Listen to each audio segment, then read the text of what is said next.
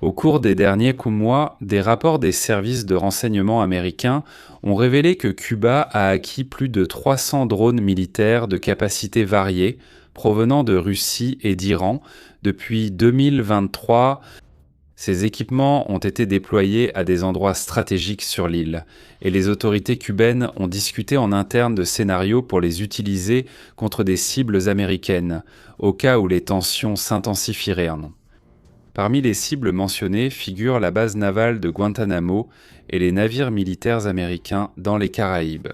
Et même des zones comme Key West en Floride, à environ 145 km au nord de la Havane. Des hauts responsables américains estiment que la proximité de Cuba, combinée aux technologies et drones longue portée ainsi qu'à la présence de conseillers militaires iraniens dans le pays, représente une menace croissante. Il ne s'agit pas ici d'une capacité comparable à la crise des missiles de Cuba de 1962. Mais la combinaison de drones avec des acteurs comme l'Iran, la Russie et d'éventuels groupes non étatiques augmente le niveau d'inquiétude. Cuba, selon les évaluations des services de renseignement, fonctionne davantage comme une plateforme de soutien aux adversaires que comme une menace militaire indépendante. Cependant, le développement récent a modifié cette évaluation. Le pays traverse une profonde crise économique, avec une pénurie de carburant, des coupures de courant fréquentes et des manifestations dans les rues, et cela dure depuis 1960. Le gouvernement de Miguel Díaz-Canel attribue ces difficultés aux sanctions américaines, tandis que Washington accuse le régime de mauvaise gestion, de répression et d'alliance avec des puissances rivales. Depuis le retour de Donald Trump à la présidence en 2025, ces mesures de pression ont été encore intensifiées, comme le rétablissement de la désignation de Cuba comme État soutenant le terrorisme, des restrictions financières imposées aux conglomérats militaires. GEESA décrit comme un fonds de près de 18 milliards de dollars des limitations sur les envois de fonds et les voyages, ainsi que des sanctions contre les fournisseurs de pétrole. Le secrétaire d'État américain Marco Rubio a pour sa part souligné que le régime refuse de procéder à des réformes, perpétuant le contrôle total et une idéologie marxiste considérée comme moralement faillie. Dans ce contexte de détérioration des relations, le secrétaire à la guerre américain, Pete Hegseth, a visité la base de Guantanamo en juin et a lancé un avertissement direct à ses militaires ainsi qu'aux autorités cubaines. Hegseth a déclaré qu'il serait imprudent pour le gouvernement cubain d'essayer d'acquérir ou d'avoir accès à des armes capables d'atteindre la base ou le territoire continental américain, car cela provoquerait une confrontation que la Havane ne souhaiterait pas et ne pourrait pas supporter.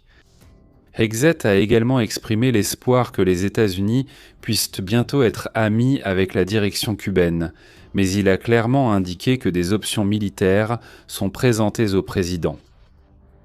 Alors que la pression économique et diplomatique se poursuit, de hauts responsables du Pentagone ont examiné des options militaires concrètes contre l'île. Lors d'un briefing sur le concept d'opération qui s'est tenu à la fin du mois dernier, des planificateurs militaires ont passé en revue des scénarios incluant un assaut aérien mené par l'armée américaine, impliquant des milliers de soldats de la 101e division aéroportée. Si vous souhaitez regarder cette vidéo complète et avoir accès à du contenu exclusif réservé aux membres, devenez membre de la chaîne simplement en cliquant sur ce bouton « Devenir membre ». C'est la seule unité américaine formée et équipée spécifiquement pour des opérations d'assaut aérien à grande échelle.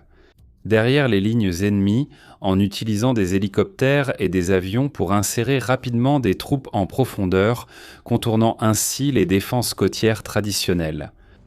Ce concept examiné prévoit l'emploi de forces aéroportées. Emploi de forces aéroportées pour atteindre des objectifs spécifiques, en se concentrant sur les troupes, la logistique et l'évaluation des risques.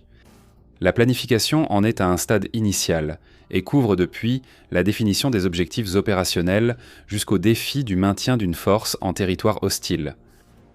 Les autorités impliquées soulignent que ces briefings ne représentent pas une décision prise par le président Trump ou par le haut commandement du Pentagone d'exécuter une quelconque opération.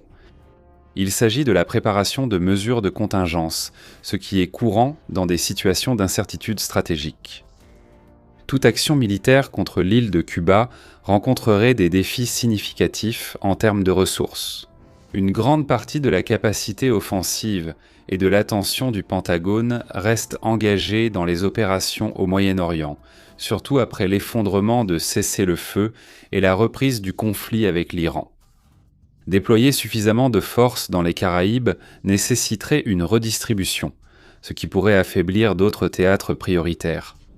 De plus, une opération à Cuba impliquerait des risques logistiques complexes, notamment le maintien des lignes et de l'approvisionnement à travers le détroit de Floride. Une résistance symétrique possible avec les drones récemment acquis et l'impact politique d'une intervention sur un territoire proche des États-Unis continentaux. Le secrétaire Rubio, fils de Cubain, a publiquement défendu la voie diplomatique comme étant préférable, cherchant une transition vers un gouvernement technocratique avec des réformes économiques. Cependant, les efforts dans ce sens ont stagné face au refus cubain de changer de cap. Les services de renseignement américains continuent de surveiller les réponses possibles de La Havane, y compris le renforcement des liens avec la Russie, l'Iran et la grande rivale, la Chine. Cuba est considéré comme un terrain favorable pour les concurrents géopolitiques, avec des installations de renseignement électromagnétiques russes et chinoises sur l'île. Et des rapports font état de milliers de soldats cubains ayant servi en Ukraine aux côtés de la Russie, acquérant une expérience pratique dans la guerre par drone. La 101e division aéroportée, basée à Fort Campbell, se distingue par sa capacité à projeter rapidement sa puissance grâce à des hélicoptères d'assaut. Comme les Black Hawk et les Chinook, combinés à l'infanterie légère et au appui de feu, utilisant même des mortiers modernes. Dans un scénario hypothétique d'assaut aérien, elle pourrait effectuer des insertions verticales pour capturer des points clés.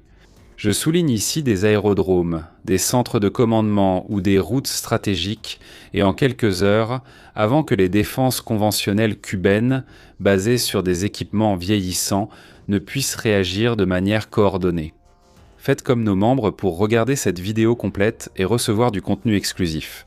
Il suffit de cliquer ici sur le bouton « Devenir membre ». Laissez dans les commentaires votre avis sur les nouveaux plans militaires américains pour l'île de Cuba.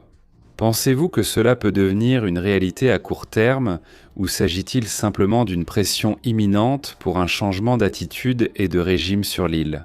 Abonnez-vous à la chaîne et activez les notifications.